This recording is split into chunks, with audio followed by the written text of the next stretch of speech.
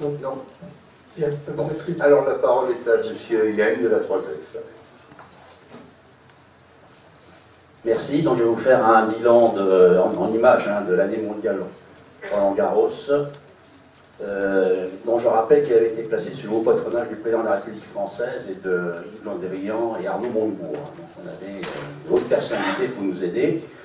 Alors, coup de chance, ça a commencé par, donc avec des conférences notamment, et ça a commencé effectivement à Cannes, qui est l'endroit où, je rappelle, Roland Garros a été sauvé d'une mort quasi certaine, bronchopneumonie, au lycée Stanislas.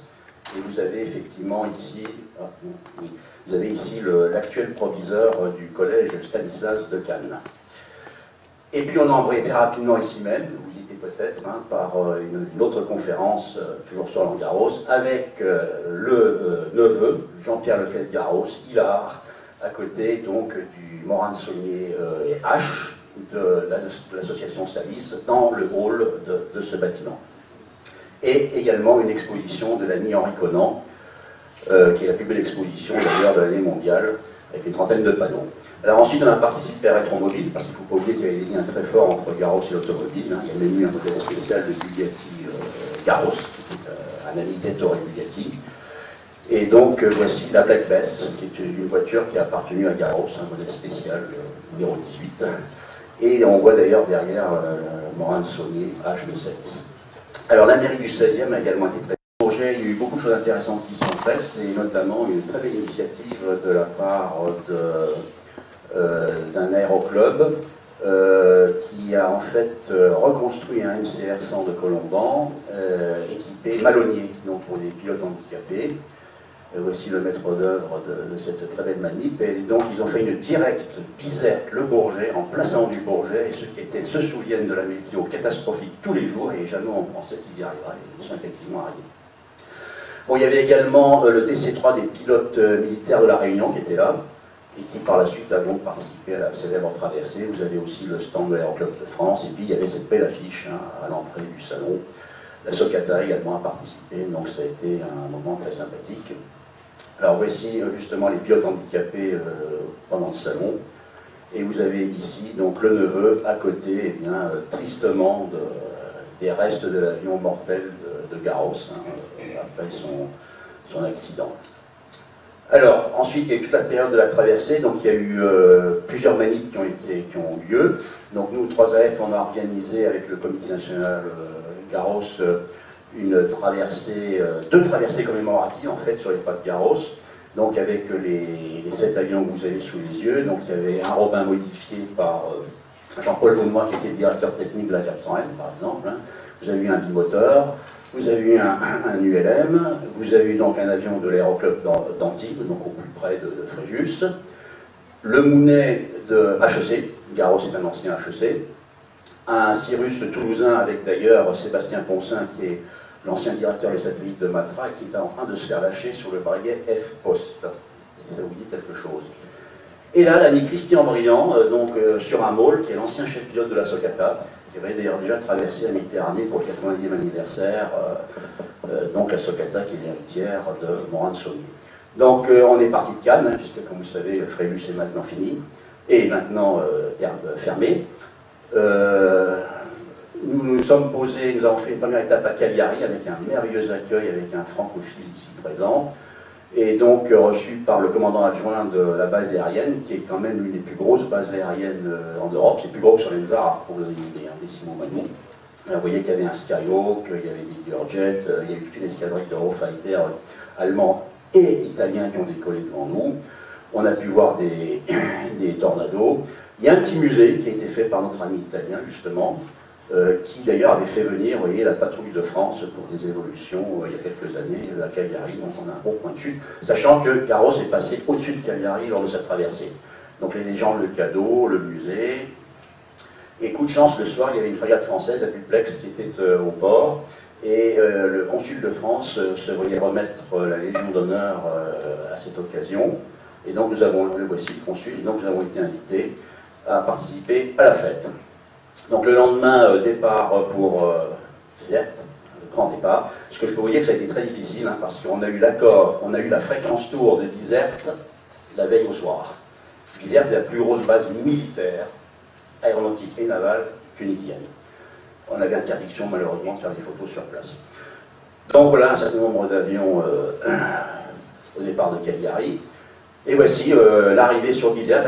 Quelqu'un qui a quand même osé faire une vue de loin de l'arrivée sur Bizerte. Alors on a eu une météo absolument extraordinaire, c'est vraiment incroyable. On a travaillé pendant plus d'un an cette affaire. La seule semaine de beau temps de toute l'année, ça a été la vôtre. Tant mieux. Donc voilà le geste qui était prévu de longue date. Alors l'avion de l'aéroport d'Antibes s'appelait Roland, puisque normalement Jean-Pierre Lefebvre-Garros devait être dans cet avion. Finalement il a pris le DC-3 qui est plus confortable pour lui. Donc vous avez ici l'organisateur tunisien civil côté Bizerte. Alors on a eu de très bons contacts avec les militaires, ça s'est très bien passé. Donc il y a une photo qui a réussi à être obtenue de l'ULM, et puis donc voilà donc le mess officier, où on a été très bien reçu par le colonel, il semble que, etc. Et donc on est reparti tout de suite, le jour même, sur Tunis, Carthage, ceux qui connaissent. Et ensuite on est revenu sur Bizerte pour les manifestations. Donc ça se passait 2 jours avant l'anniversaire. Donc voici... il y avait évidemment beaucoup de choses qui ont été faites par la mairie de Bizerte. En fait, on a appris que la personne importante, c'était le gouverneur. C'est le gouverneur de Bizerte qui a vraiment donné toutes les autorisations. Il était plus important que le maire. Donc voilà, une exposition dans une ancienne église transformée en centre culturel à Bizerte. Voilà, le voici le gouverneur militaire. Hein. Et voici le maire avec qui on a un très bon contact. Des questions pour faire des choses cette année pour Madon, avec Bizerte. Donc on s'est rendu ensuite tranquillement sur le site d'arrivée de la fameuse réplique, donc l'autre opération. Alors, il y avait donc les pilotes militaires de la Réunion avec leur DC-3, il y avait les pilotes handicapés qui étaient là avec une flottille d'avions, il y avait Jean-François Georges, l'ancien président, qui était là avec son Bonanza personnel, et donc l'exploit sportif, hein, c'est effectivement, parce que c'est sportif aussi, pas que technique, c'est donc cette réplique du Morane Sonniger faite par des ingénieurs d'Airbus à Toulouse, hein, réplicaire, qui a fait une directe spécialement autorisée au décollage de Bizerte, et donc une arrivée au décollage de Fréjus, pardon, Fréjus même, la même d'où Garros est parti, Fréjus, par Saint-Raphaël, je rappelle. Donc vous voyez, il y avait toute une réception qui était organisée, c'était donc à côté de la base aérienne, parce qu'il fallait que la réplique se pose sur le Herbe, et voici le moment qui était effectivement très émouvant, lorsqu'on a pu arriver, et là, cette réplique ici, accompagnée de 2 avions légers, dont l'un des pilotes d'essai de la réplique, qui est Nils, pilote d'essai chez Airbus, un Norvégien. C'est d'ailleurs lui qui a fait avant il a fait un quasi-touch avant la réplique.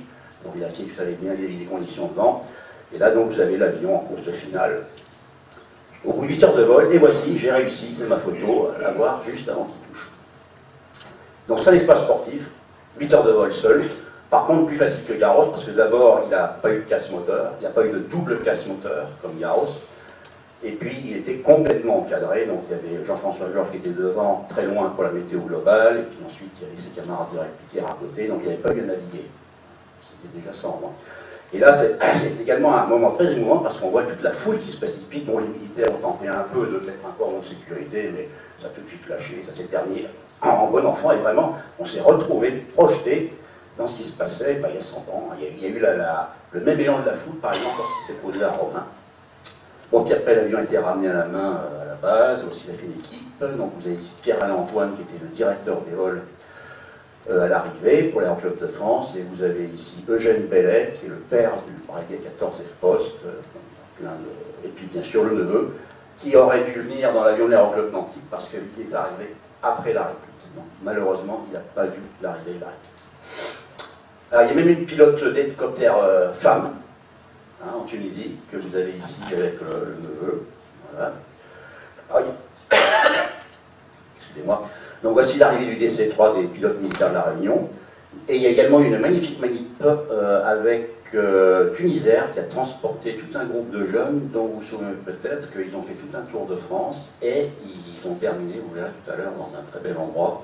On retrouve ici l'ami Henri Conan.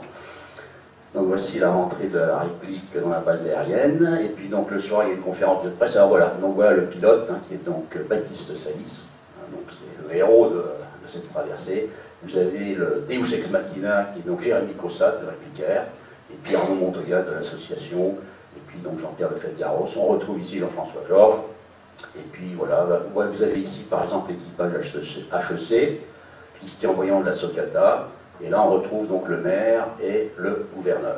Et puis bien sûr toujours le neveu. Bon, alors, autre chose intéressante, l'association des pilotes militaires réunionnais, vous avez ici le pilote du président de la République française, pas trop le dire, paraît-il, donc très actif, et qui a organisé le dépôt d'une plaque, donc, enfin même une grosse plaque Roland-Garros sur la place de Bizerte, qui est la place même où vous avez ici un bâtiment, et c'est au sommet de ce bâtiment que Manon s'est tragiquement écrasé pour commémorer Roland-Garros. Et vous avez donc ici le proviseur du lycée de La Réunion, avec tous les petits jeunes qui donc ont traversé en Boeing 737 de Tunisère, et vous verrez plus tard où ils ont terminé leur Tour de France. Alors là, il y a eu un petit raté, malheureusement, de visiter Pont de Bizerte, qui est l'endroit où Garros a donc, je rappelle qu'il s'est posé à Bizerte en panne d'essence, hein, quasiment, il restait 5 litres. Et donc il a réparé son moteur, un double casse, et il est reparti tout de suite sur Tunis, qui était son objectif.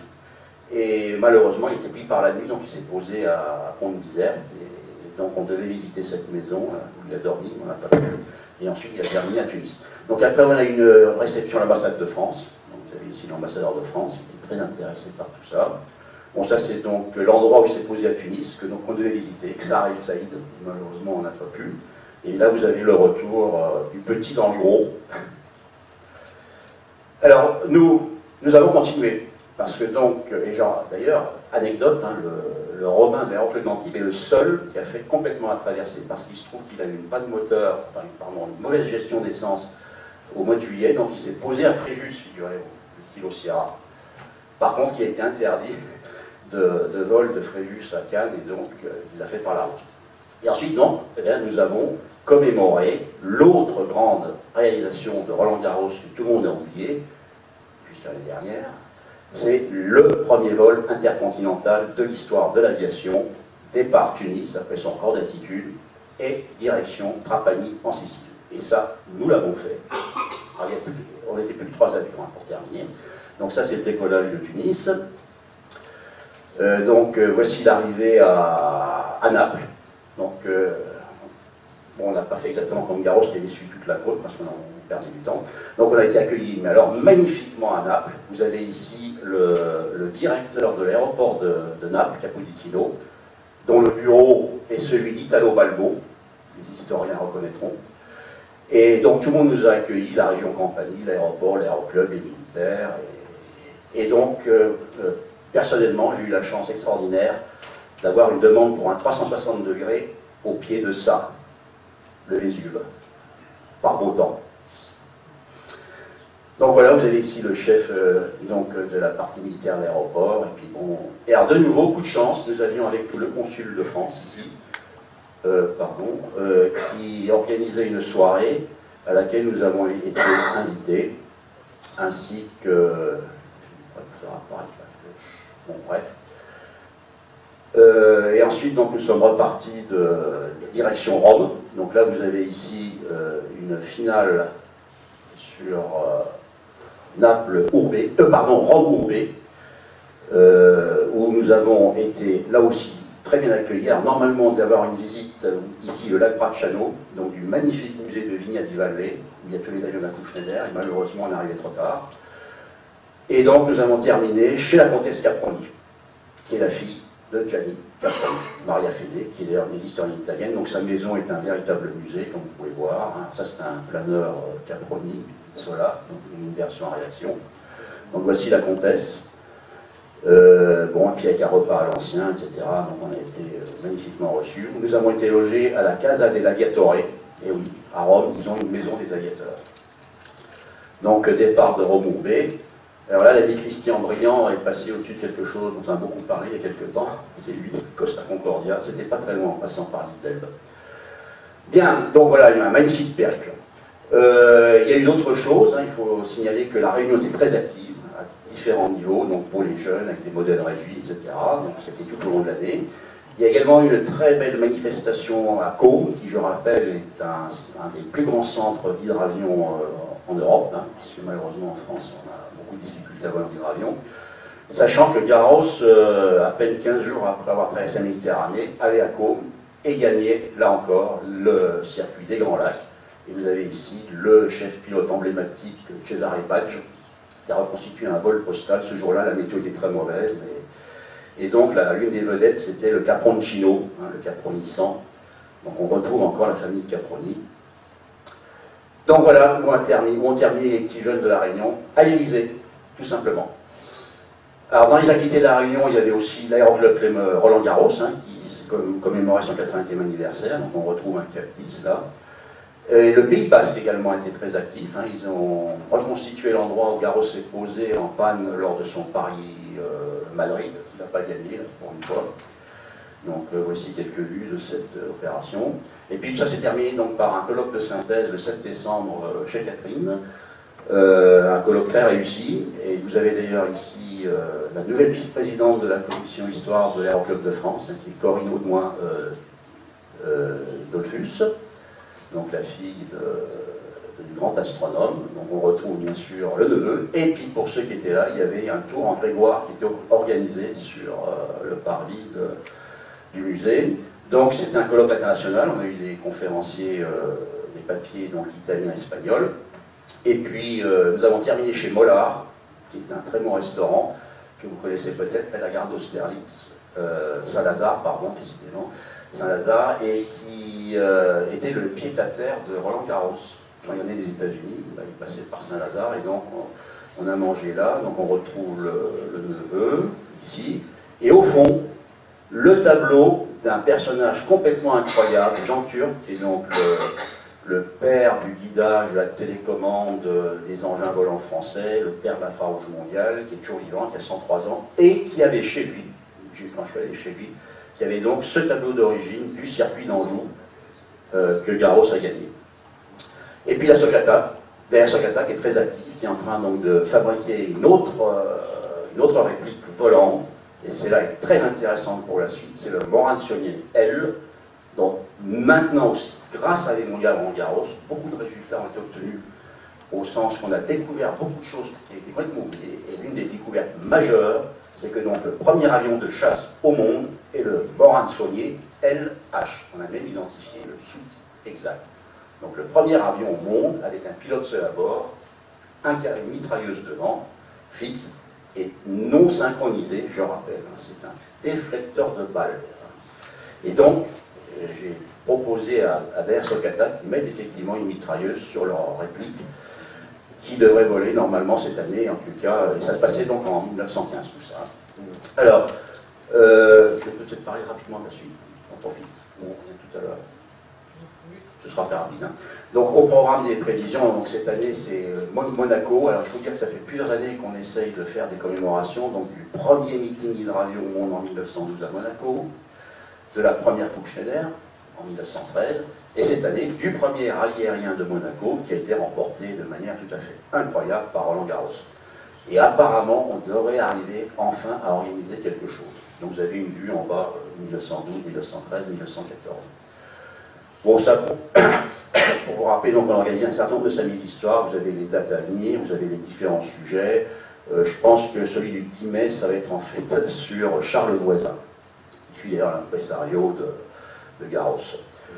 Dans les autres activités, on a donc des activités d'enseignement. Alors ça, c'est intéressant parce que de plus en plus, les écoles demandent des cours d'histoire de l'aviation et de spatial. Alors ça, c'est une très très bonne nouvelle. Ça a commencé par l'ISU, International Space University à Strasbourg, puis Super-Héros, puis l'IFURTA, que vous connaissez, l'Institut de Transport Aérien, et le CNAM. Et là, ce sont 8 cours d'histoire. Donc on progresse en France. Dans les activités diverses, il y a une autre nouvelle importante. L'INSA Rouen a décidé de faire un mur sur l'histoire de la propulsion aérospatiale dans ses locaux. Donc ça aussi, c'est très intéressant. Et ça, c'est pour bientôt, on est en train de travailler, on est sur le pont sur cette affaire. Bon, et puis pour terminer, encore à cause de Garros, l'année dernière, on a découvert qu'en fait, il existe un calendrier des commémorations nationales avec un petit bouquin, que vous connaissez peut-être, hein, dans lequel sont listées toutes les opérations qui ont un blanc-seing officiel. Et donc, eh bien, au niveau des commémorations aérospatiales 2013, il y avait 0. Et à la fin du bouquin, il y a ce qu'ils appellent, on vous signale les anniversaires suivants. Et vous avez sous les yeux les 4 anniversaires qui étaient programmés, signalés en 2013. C'est scandaleux. et à l'URSSAF. Donc, j'en ai discuté évidemment avec mon président, Michel Cheller, avec lui le Porte aussi, et on a convenu qu'effectivement il fallait faire quelque chose. Le problème, c'est que le comité est constitué essentiellement d'historiens, on va dire, littéraires, pour simplifier, et donc ils n'ont pas la connaissance aéronautique qu'on a, et bon, bah, je crois qu'il faut vraiment faire une exception pour l'aérospatiale en France, hein. La France est la mère de l'aviation, enfin bon, il y a plein de raisons. Et donc on pense qu'il faudrait qu'il y ait une coordination française vis-à-vis du ministère de la Culture, pour laquelle il y a plusieurs partenaires auxquels on pense tout de suite. Hein. Bon, il y a bien sûr la 3F, hein, puisqu'on a déjà parlé. Il y a l'Aéroclub de France, qui est incontournable, hein, c'est à eux qu'on s'adresse, c'est parce que l'étranger essaye de savoir ce qui se passe. Il y a bien sûr la DGAC, donc Michel Cheller doit en parler avec Patrick Gandil, et puis peut-être aussi l'Académie de l'air et de l'espace. Et voilà, donc ce qu'il faut maintenant, c'est qu'on soit vraiment introduit, qu'on pense à nous au niveau du ministère de la Culture, et que donc bah, pour 2014 c'est trop tard, mais pour que 2015, le premier avion de chasse, la première victoire du premier pilote de chasse, du premier avion de chasse au monde, et peut-être aussi la première escadrille de chasse au monde. Impossible. Merci. Ok, merci pour tout. Également, il y a également à signaler, dans le cadre de l'évocation de David Garros, la très belle exposition qu'a réalisée M. Henri Conan, Garros, héros de la Méditerranée. Comment? Oui, bah c'est parfaite, également. Exposition qui a beaucoup circulé en France, en métropole, pardon, mais qui a aussi circulé à La Réunion. Elle a été à l'aéroport Roland-Garros, et où la DGAC a eu une couverture, et toi-même d'ailleurs, extraordinaire par la presse locale. Très belle exposition. Maintenant, on va aborder un autre point, c'est les